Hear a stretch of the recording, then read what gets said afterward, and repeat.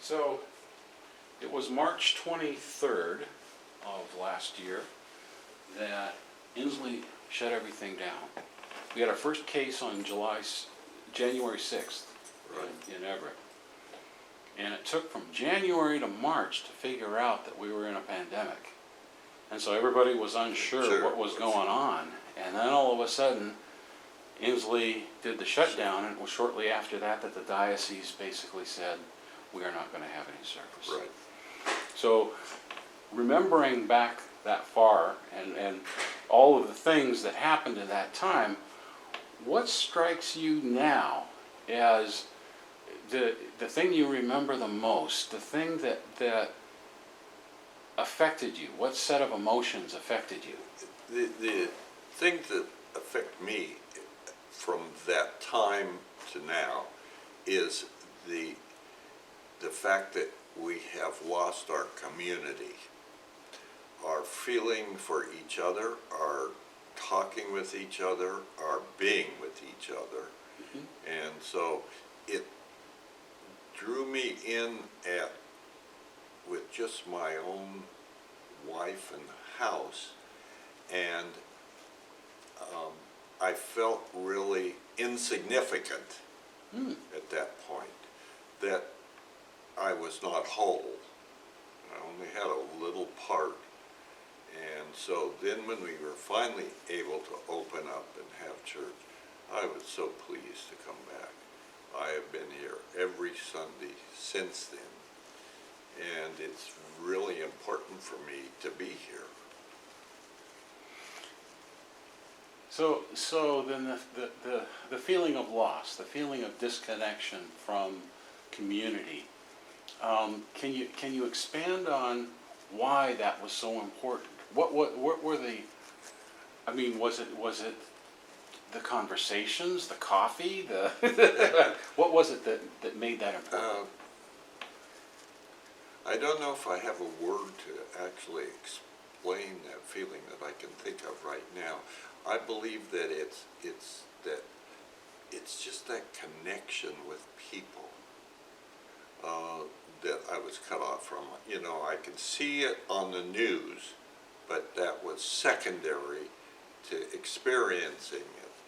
And until you're here and experience that friendship, camaraderie, I don't know the term that best describes it, that you have with this church home, that you don't know you're missing it until you don't have it. You know, I think that's it. You kind of take it for granted, and then you don't have it. Then you realize, oh wow, that really was important to me. Well put. Yeah. Well put. Okay, so that was the way that it sort of evolved first, and then we had kind of a ricochet effect where we had, okay, you wear a mask, no you don't wear a mask, okay, we're going to shut down, okay, we're going to open up, okay, we're going to have, you know, it was 10%, all over the 25%, yeah. It was no sort of, singing, no. You know. It was sort of rules coming at us right and left, and it left us all, it increased the amount of uncertainty. How did you deal with that? I mean, you didn't know what was going to come out tomorrow. You knew you were uncertain, but you still had a role to play. You still had to do something. So how did you cope with that? Right. I decided that I would wear my mask and try to continue to do everything I was doing, and hopefully I could get my shot soon. And I did get it fairly soon. But that interim part is that I still felt I needed to be here, and I was safe enough with the people I was with and with myself being here.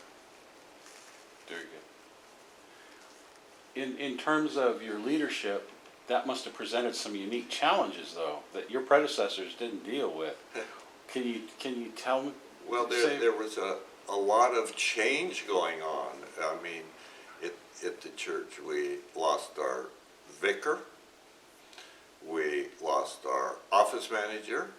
We're losing our treasurer because they were donated, the two people donated 11 years out of their life to maintain this, and they were ready to get out of that. And so all of this hit at once, and so I was almost overwhelmed with trying to figure out how to deal with it. And when I took on this job, I didn't know I was going to have all of these things coming at me, because the vicar and the priest in the past have handled 90% of it. And now, when he was gone, they kept coming to me and asking me these questions that I didn't have an answer for. And so you have to look around, you check with people, and the thing that I have decided is that if you ask people to help here, they will. And they will support this church. And that's what we're here for. Well said. Well said. Well, on that vein, we have been, a band of brothers, a happy crew here. And we did some things right. We did, I think, there were some positives that came out of this. What are some of the positives you observed in this? Positives that I've gained is that I think it's built some ties between people at the church that were not there before. I think we've relied on people. I've decided that I could not do it all, so I had to ask other people to help, and that they all have stepped up to the plate. Do you think that is the quality of the connection any different? I mean, it's one thing to sit around a round table with over a cup of coffee and a croissant and laugh at a common joke. It's another thing to be in a service that you've prepped for and give each other the thumbs up. Those are two different qualities of connection, qualities of reinforced feeling of a mutual feeling of belonging. So tell me the difference of the quality of the feeling that you have. Yeah, you could come to coffee hour, and that's the time you would catch up with your friends and joke around about what was going on in life and in the world. After that, with the group of people that were leading the church, and it was basically the vestry and the transition team that were leading the church, that they really did a good job of planning what needed to be done and prepared for it in the best way they could. And I believe that those two things together gave us the outcome that we have had.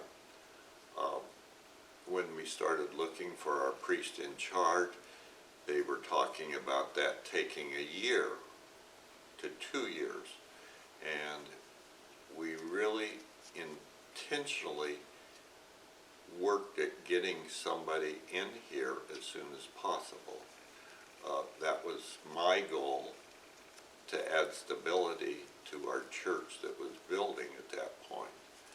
And so I think that process has been hard, but it's been good for the church. And I think that if we pray enough, it will work out. And it has, Yeah, worked out very well, I believe. So on those lines, let's go a little bit into the future. We never know what it's going to be, but we've armed ourselves in anticipation of something here. Mm-hmm. We built our church based on some assumptions, some expectations. A little bit of it is past as prologue, but a lot of it is an unknown future, and we're trying to sort of foster whatever future we can have here. In the best case scenario, coming out of COVID, what would your hopes be? My best case scenario is that our membership increases from the 200 or 250, whatever it is, I don't know the number, it varies, to increase with our children and our young people to help maintain the future of our church. I believe that's what it's all about here. And so I think if we could get more kids and more young people, it would be the best thing we could do for this church. What about the more mundane things? Finance, building, sewers. I mean, Yeah. all of that type of thing. Are there the management of the facilities and all that? I think that when we get over COVID, there will be people that will step up to that. I've talked to several people, and they're holding back because of COVID for leadership positions in the church, and one of those is building manager. And that's a really important part here to keep our facilities running and in good shape. Several of us are working at it now, and it seems to be going okay, and we'll probably get through until COVID allows people to start returning. Finances, I think finances are going to be a challenge, a tremendous challenge. And luckily, the person that we have working here is our priest in charge, looks at financial responsibilities and how to maintain those. And I appreciate that, She's cognizant of those things, not just letting us do it all. Yeah, something to look forward to. Any sort of overarching comments or feelings you want to express? No, it's just, I guess we always want it to be a wonderful place for everyone, and I hope we can make it that for everybody that comes and seeks us. Excellent. Okay. Is there anything I missed? Or No. I think we got it all? I Okay. hope so. Okay. Okay, Perfect. good. Thank you. Thank you. You made it very easy. That's great.